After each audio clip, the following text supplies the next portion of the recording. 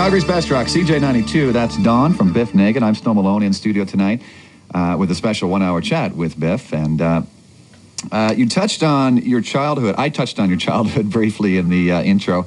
Not your typical childhood. From the early, right from day one, basically. Yeah, I didn't have typical parents, though. I mean, they were in India, children of the 50s, not the 60s. Yeah. My dad was from South Dakota. My mom was from Minnesota. And they went over there through the United Methodist Church.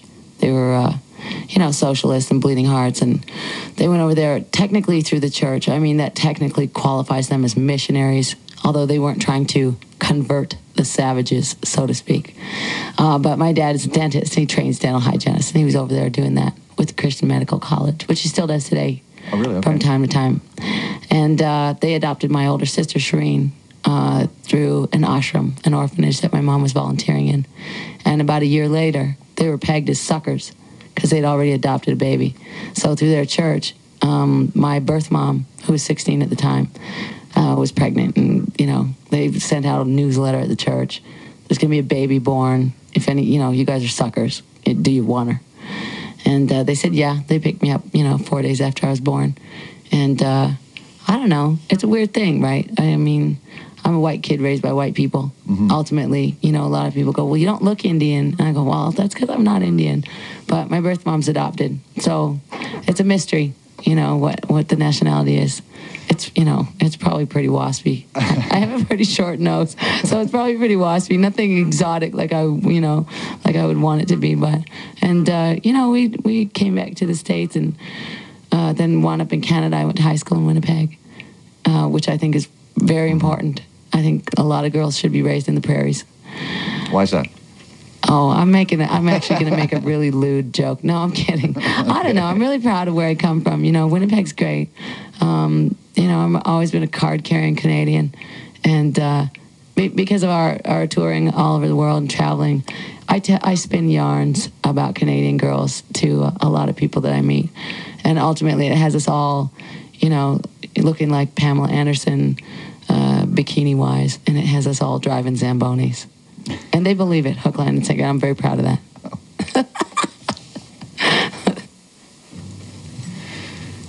I'm Snow Malone. I'm in studio tonight with Biff Naked, a special one-hour show. The new CD is called Verge. We're going to roll out Tango Shoes in just a moment. Any particular history to this track before we hear it? Tango Shoes is a funny song because, I don't know, we were...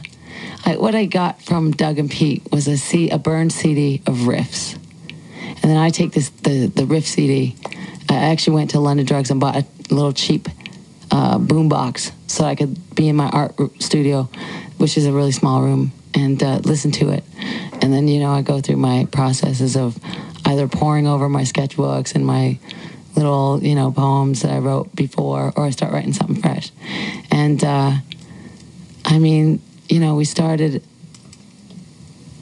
with that song. It's so funny because those guys were in such shock that it was about shoes. And I live in fear, thinking that they're just going to look at me and go, you are whack. Because that has occurred in the past. So I'm a little gun shy. But somehow it's just like synonymous for, in the context of that song, it was like the tango shoes are your courage, right? They give her courage. I say her. Me. They give it's the courage, like a shot of whatever, a shot of bravery or whatever. And that one's so fun to perform. We've got it in the set, and I don't know. We want to do a video with, have you ever seen the TV show Evening at the Palais? Uh-huh. Right. We want to get some of those chicks right in the video and stuff. I don't know. It's just, it's a song about courage. All right, let's take a listen to it. It's called Tango Shoes from Biff Naked on The Verge, Calgary's Best Rock, CJAY92. When we're together, I am alone. You. Calgary's Best Rock, CJAY92. That's Regular Guy from Biff Naked. Have you had any inquiries from men on that particular track? Oh, yeah. Oh, yeah. It's funny because, it's really tongue-in-cheek, right? I like inmates. I know, it's nothing against people. It's just that people judge a book by its cover, and which is natural. It's not nothing that's offensive. It's just natural. We all do it.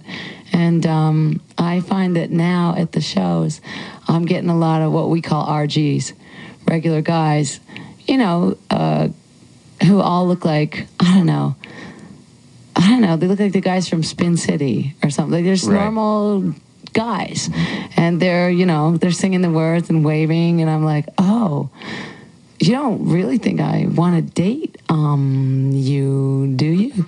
But it's fun. It's a fun song. Tattoo counts. What do we have right now? How many do you have? I got a new tattoo on my belly. Oh? And I always thought that I would stick to tattoos on my arms because I told my mother, Mommy, don't worry. I'll only get them on my arms and I can always wear a cardigan at, your Christmas dinner. No one will be the wiser. But I got one on my belly. It's just below my belly button, a little off to the left. And it's the Chinese character for beauty. And it hurt so badly. It hurt more than any tattoo I've ever gotten. It hurt so bad. A sensitive area, and obviously. It swelled up. Like, it looked like there was a softball embedded in my stomach for a week. While this thing, it was unreal. And I don't know whether my skin is thinner. I don't have enough. I don't know. Every girl thinks she has enough body fat, certainly. But who knows? Maybe, I don't know. Maybe it's just a sensitive area. The organs are under there. And it made me start to really think hard about getting I wanted a little thing on my tail. I wanted a lotus on my tailbone and stuff like that. And now I'm just like, I don't think so.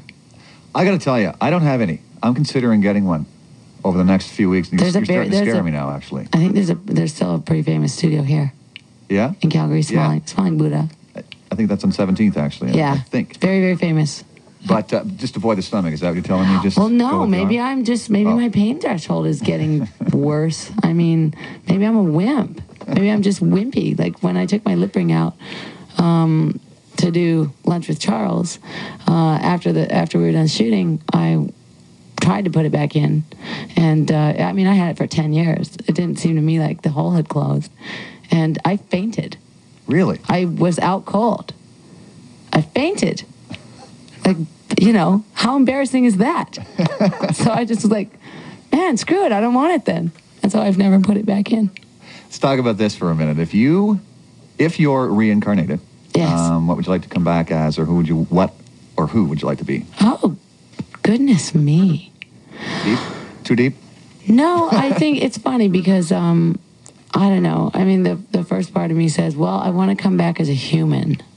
For sure, because that would mean that I wasn't bad in my life. If I came back as something, another lesser animal, that was because I was a criminal as a human, and you come back demoted, or you come back promoted.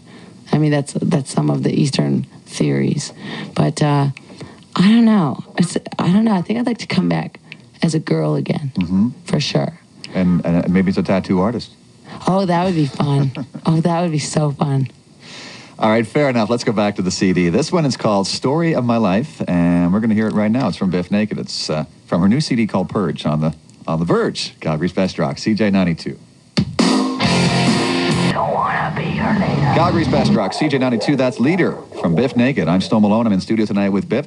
And tell me about the live show. What can people expect when they see the show? Oh, I hope that they sweat.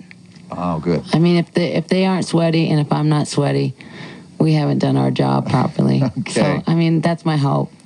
I hope it's going to be a good, sweaty show. A lot of head banging. A lot of energy. Yeah. Heavy duty? Always. That's the most fun. It's the best part of my day. Are you always writing? Yeah, I think so. Like, writing words and stuff like that.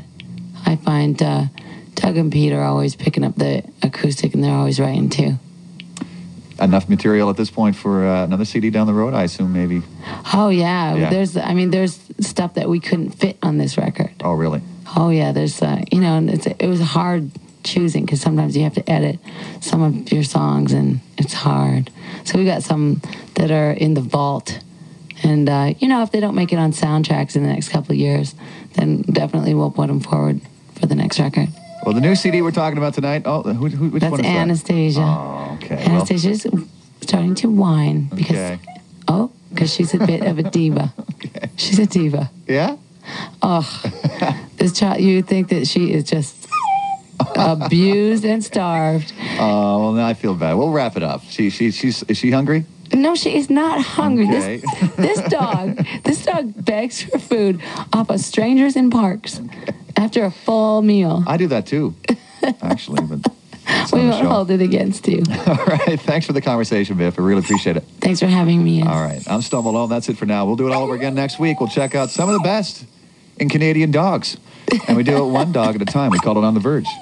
CJAY92, rockin' proud. Hello. This